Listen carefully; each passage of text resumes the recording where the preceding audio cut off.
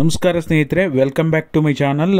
ಗೃಹಲಕ್ಷ್ಮಿ 16ನೇ ಕಂತು ಈಗ ಕೆಲವೊಂದು ಜಿಲ್ಲೆಗಳಿಗೆ ಆಲ್ರೆಡಿ ಜಮಾ ಆಗಿದೆ ಅಂತ ನಾನು ಹೇಳಿದ್ದೆ. ನಿಮಗೆ ಪ್ರೂಫ್ ಸಮೇತ ವಿವರಣೆಯನ್ನು ಕೊಟ್ಟಿದ್ದೆ. ಬಟ್ ಆದರೂ ಸಹ ಕೆಲವೊಬ್ಬೊಬ್ಬರು ಕಮೆಂಟನ್ನು ಮಾಡ್ತಾ ಇದ್ರಿ, ಏನು ಸರ್ ಇದು ಡೈಲಿ ನೀವು ಜಮಾ ಆಗಿರುವ ಗ್ರಾಫ್ ಏನಿದೆ ಅದು ಇನ್ಕ್ರೀಸ್ ಆಗ್ತಾ ಹೋಗಬೇಕಿತ್ತು, 22% ಇರೋದು 25, 30, 40 ಹೀಗಾಗಬೇಕಾಗಿತ್ತು, ಗ್ರಾಫ್ ಅಲ್ಲೇ ಇದೆಯಲ್ಲ ಅಂಥೇಳಿ ಕಮೆಂಟ್ ಮಾಡ್ತಾ ಇದ್ದೀರಾ. ಅದಕ್ಕೆ ಕಾರಣ ಏನು ಅದನ್ನು ಕೂಡ ಡೀಟೇಲ್ ಇನ್ಫಾರ್ಮೇಷನ್ ತಿಳಿಸ್ಕೊಡ್ತೀನಿ. ಆಮೇಲೆ ಇದಕ್ಕೆ ಸಂಬಂಧಪಟ್ಟ ಹಾಗೆ ಒಂದು ಹೊಸ ಅಪ್ಡೇಟ್ ಇದೆ, ಅದನ್ನು ಕೂಡ ಕೊಡ್ತೀನಿ. ಆಮೇಲೆ ರೇಷನ್ ಕಾರ್ಡ್ ಇದ್ದವರಿಗೆ ಒಂದು ಹೊಸ ಮಾಹಿತಿ ಇದೆ, ಅದನ್ನು ಕೂಡ ತಿಳಿಸ್ಕೊಡ್ತೀನಿ. ಪೂರ್ತಿ ವಿಡಿಯೋ ನೋಡಿ. ಏನಾದರೂ ಒಂದು ಹೊಸ ಮಾಹಿತಿಗಳನ್ನು ನಿಮಗೆ ಕೊಡುವಂಥ ಕೆಲಸ ಮಾಡ್ತಾನೆ ಇರ್ತೀವಿ. ನೀವೇನಾದರೂ ಹೊಸದಾಗಿ ನಮ್ಮ ಚಾನಲ್ ನೋಡ್ತೀರಾ ಅಂದರೆ ಸಬ್ಸ್ಕ್ರೈಬ್ ಮಾಡ್ಕೊಳ್ಳಿ. ಹಾಗೆ ಎಲ್ಲರೂ ವಿಡಿಯೋಕ್ಕೊಂದು ಲೈಕ್ ಕೊಡೋ ಮೂಲಕ ಸಪೋರ್ಟ್ ಮಾಡಿ.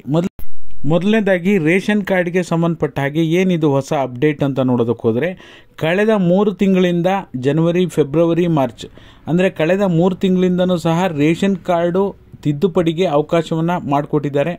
ನೀವೇನಾದರೂ ನಿಮ್ಮ ರೇಷನ್ ಕಾರ್ಡ್ ತಿದ್ದುಪಡಿ ಮಾಡಲಿಕ್ಕೆ ಅಂತ ಬಯಸಿದರೆ ಮಾರ್ಚ್ 31ರವರೆಗೂ ಕೂಡ ವಿಸ್ತರಣೆ ಮಾಡಿದ್ದಾರೆ. ಸದಸ್ಯರ ಸೇರ್ಪಡೆ, ವಿಳಾಸ ಬದಲಾವಣೆ, ಹೆಸರು ತಿದ್ದುಪಡಿ, ನ್ಯಾಯಬೆಲೆ ಅಂಗಡಿ ಬದಲಾವಣೆ, ಕುಟುಂಬದ ಮುಖ್ಯಸ್ಥರ ಬದಲಾವಣೆ, ಈ ಎಲ್ಲ ಅಪ್ಡೇಟ್ಗಳನ್ನು ನೀವು ಅವಶ್ಯಕತೆ ಬಿದ್ದಲ್ಲಿ ರೇಷನ್ ಕಾರ್ಡ್ ತಿದ್ದುಪಡಿಯನ್ನು ಮಾಡಿಸ್ಬೋದು. ನಿಮ್ಮ ಹತ್ತಿರದ ಗ್ರಾಮ 1, ಬೆಂಗಳೂರು 1, ಕರ್ನಾಟಕ 1ಗೆ ಹೋಗಿ ನಿಮ್ಮ ರೇಷನ್ ಕಾರ್ಡನ್ನು ತಿದ್ದುಪಡಿ ಮಾಡುವಂಥ ಅವಶ್ಯಕತೆ ಇದ್ದಲ್ಲಿ ಖಂಡಿತವಾಗ್ಲೂ ನೀವು ಈ ಒಂದು ಸದುಪಯೋಗವನ್ನು ಪಡ್ಕೋಬೋದಾಗಿರುತ್ತೆ. ಓಕೆನಾ. ಇನ್ನು ಎರಡನೇದಾಗಿ, ಯಾಕೆ ಗೃಹಲಕ್ಷ್ಮಿ ಹಣ ಬಿಡುಗಡೆ ಆಗೋದು ಇಷ್ಟೊಂದು ಲೇಟ್ ಆಗ್ತಾ ಇದೆ? ಇಷ್ಟರೊಳಗಡೆ ಕಳೆದ ಬಾರಿ 15ನೇ ಕಂತು, 14ನೇ ಕಂತು ಎಲ್ಲ ನೋಡೋದಕ್ಕೆ ಹೋದರೆ ಬಿಡುಗಡೆ ಆರಂಭ ಆಗಿ ಒಂದು 4-5 ದಿನಕ್ಕಾಲೇ 60%, 70% ಜನರಿಗೆ ಜಮಾ ಆಗ್ತಾಯಿತ್ತು. ಬಟ್ ಆದರೆ ಈಗ 10-12 ಜಿಲ್ಲೆಗೂ ಹಣ ಬಿಡುಗಡೆ ಆಗಿದ್ದರೂ ಸಹ ಎಲ್ರಿಗೂ ಹಣ ಬರ್ತಾ ಇಲ್ಲ. ಒಂದು ಜಿಲ್ಲೆಗೆ ಅಂತ ಬಿಡುಗಡೆ ಆದರೆ ಒಂದು 2 ದಿನದಲ್ಲಿ 2-3 ಡೇಟ್ಗಳಲ್ಲಿ ಡಿಫ್ರೆನ್ಸಲ್ಲಿ ಹಣ ಜಮಾ ಆಗಬೇಕಾಗಿತ್ತು. ಯಾಕೆ ಲೇಟ್ ಆಗ್ತಾ ಇದೆ ಅಂತ ನೋಡೋದಕ್ಕೆ ಹೋದಾಗ, ಕೆಲವೊಂದು ರೇಷನ್ ಕಾರ್ಡ್ಗಳ ನಂಬರನ್ನು ಎಂಟ್ರಿ ಮಾಡಿಸಿ ಅರ್ಜಿ ಸ್ಟೇಟಸನ್ನು ಚೆಕ್ ಮಾಡಿ ನೋಡಿದಾಗ ಗೊತ್ತಾಗ್ತಾ ಇದೆ.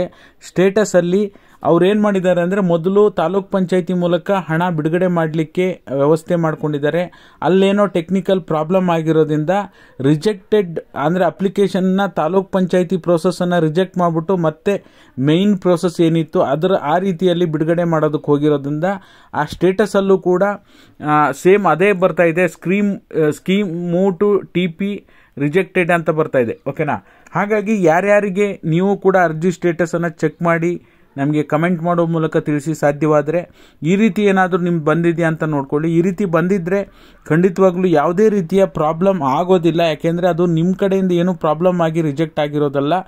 ಅದು TP ತಾಲೂಕ್ ಪಂಚಾಯತಿ ಲೆವೆಲಲ್ಲಿ ಹಣ ಬಿಡುಗಡೆ ಮಾಡ್ತೀವಿ ಅಂತ ಏನು ಸರ್ಕಾರ ಮುಂದೆ ಹೊರಟಿತ್ತು, ಅದನ್ನು ಮತ್ತೆ ಅಲ್ಲಿ ಆ ತಾಲೂಕ್ ಪಂಚಾಯತಿ ಲೆವೆಲನ್ನು ರಿಜೆಕ್ಟ್ ಮಾಡಿಬಿಟ್ಟು ಮತ್ತೆ ಮಹಿಳಾ ಮತ್ತು ಮಕ್ಕಳ ಅಭಿವೃದ್ಧಿ ಇಲಾಖೆಯಿಂದ ಹಣ ಬಿಡುಗಡೆ ಮಾಡ್ತೀವಿ ಅಂಥೇಳಿ ಪ್ರೋಸೆಸ್ಸನ್ನು ಮಾಡ್ತಾ ಇದ್ದಾರೆ. ಅದರಿಂದಾಗಿ ನಿಮಗೆಲ್ಲರಿಗೂ ಕೂಡ ಹಣ ಬರೋದು ಲೇಟ್ ಆಗಿದೆ.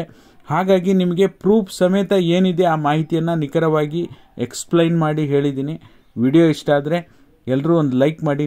ನಿಮಗೇನಾದರೂ ಹಣ ಬಿಡುಗಡೆ ಆಗಿದೆಯಾ ಇಲ್ವಾ ತಪ್ಪದೆ ಎಲ್ಲರೂ ಕಮೆಂಟ್ ಮಾಡಿ. ಬಿಡುಗಡೆ ಆಗಿದ್ದರೆ ದಯವಿಟ್ಟು ಸ್ಕ್ರೀನ್ಶಾಟ್ ತೆಗೆದು ನಮ್ಮ ಇನ್ಸ್ಟಾಗ್ರಾಮ್ ಮತ್ತು ಫೇಸ್ಬುಕ್ಕಿಗೆ ಸೆಂಡ್ ಮಾಡೋದು ಮರಿಬೇಡಿ. ಅದ್ರ ಜೊತೆಯಲ್ಲಿ ಯಾವ ಜಿಲ್ಲೆ ಅಂತ ಕಮೆಂಟಲ್ಲಿ ಮೆನ್ಷನ್ ಮಾಡಿ. ಓಕೆನಾ. ಇದಾಗಿತ್ತು ಈ ಕ್ಷಣದ ಮಾಹಿತಿ. ವಿಡಿಯೋ ನೋಡಿದ್ದಕ್ಕಾಗಿ ಎಲ್ರಿಗೂ ಕೂಡ ಧನ್ಯವಾದಗಳು. Thank you all. Thank you so much for watching.